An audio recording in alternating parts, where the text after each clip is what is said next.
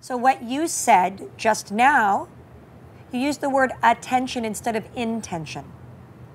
It's all right. I'm just helping you. See, I speak in equation. I don't speak in thought.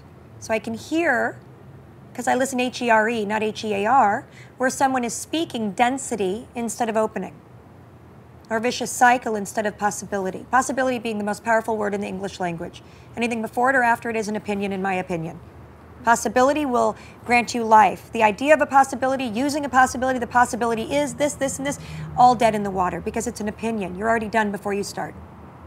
So where you said, when putting my attention on what you're doing, so I can see where I differentiate, what you're doing is staring at yourself as though you're going to see beneath it.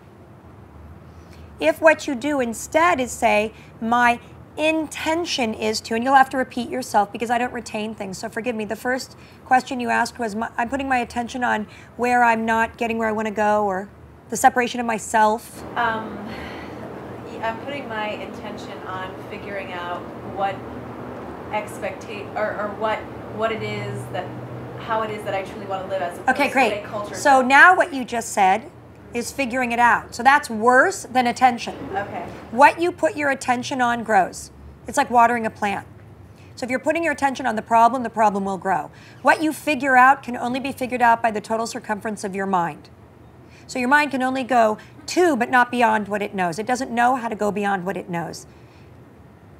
You create an intention. You have no choice but to transcend what you know, because the intention will see its total maximum self and raise it to. Is that how you say it on a poker game? Raise it to. It'll say, great, so I've gotten, my intention is to open this business. I've gotten to asking people to help fund it, and I just want to go have a beer. I just realized I'm not good enough. Everyone's saying no. I've asked 75 people and no one said yes. It's bringing up too many feelings and I don't want to become an alcoholic, so without knowing it, I'll just go make plants. That's how most people live their life. Because you're figuring it out and your attention will show you where you're not. If your intention is to start this business, what you'll see very quickly is what's not occurring. And you'll use what's not occurring to transcend with. Because if your intention is your commitment, if we use children, you all understand. If we use job, none of you understand. Because if your job dies, you don't go to jail.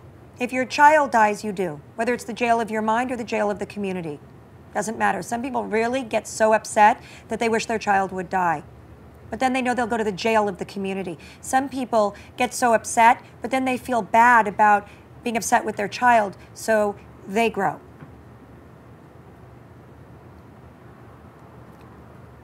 When your attention is on the differentiation of what you are and what you want to be, all you see is where you're not. If your intention is to develop a state of being below what you know, you will drop below what you know as though what you don't know came up to highlight the road. Intention and commitment being very similar words, in this case used for the same thing, but intention is very similar to, if you intend something from a visionary's standpoint of view, you cannot not. It's a double negative, causing transcendentationnesses. If you set in motion something to happen from an idea, not a visionary stance, but a hope, no matter what, you will not succeed. No matter what. And a lot of people become comfortable in spending their life showing people that they're working hard. And years go by and nothing occurs, and they take new classes with new teachers and start new things and get new jobs and get new boyfriends, but nothing ever moves outside of the total circumference of what they knew to be, because it's coming from a want. Visionary says, I can see it, it's just not here on our planet yet. So it's once you see it, you see it. Once Michelangelo saw David, once he saw it, you see we're still just on your first concept and there's 5 more behind it. Once Michelangelo saw it, he could not, it's like us when we go to the mall and we see a great pair of shoes. We have to have them. We have connected a visceral connection to that shoe. And we can't forget it. And now we see ourselves wearing that shoe in places we're not even going yet. And we go make the money to go back and get the shoes. Yes? Michelangelo had our shoes with David. He could not make it. So whether he had to go work for the king to get a piece of slab that wasn't even a good one to make David, he had no choice. He had to bring David into existence because it wasn't personal. It wasn't separative. It wasn't individualistic. I am going to do this and therefore get there. David needed to be birthed. He saw David. He had to bring David here. He slept with David. He talked to David. He took David to lunch. He knew about David. David deserved to be birthed. He could not choose not. He was a conduit bringing this intention forward. And it was not going to show up on this earth until he manifested it. So he did what he had to do. If he had to work 5 years for the king to get this piece, this slab of marble, then that's what he did. Then that's what he did.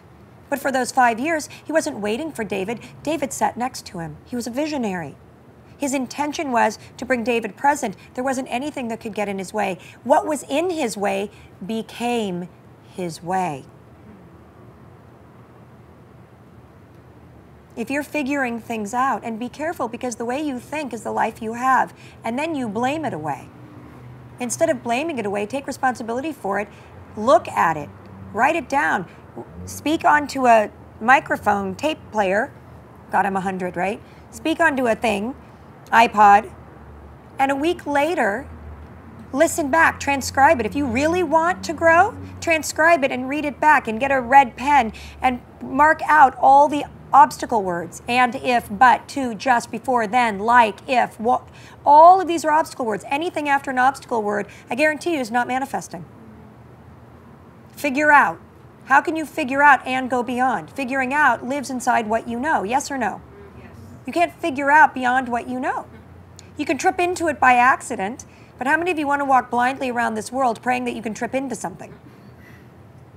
Then you have to take LSD and stuff like that, and then it takes you time to get over it, and then you probably jump off a cliff, and then you die, and then you never actually got to play with life while here in a bodysuit. You see? Makes sense? Obviously, we could do an hour on this. We could do a month on this. But just simply looking at the difference between attention and intention and figuring it out and being willing to risk the loss of figuring it out. Knowing that if it's in front of you, it belongs to you. Period.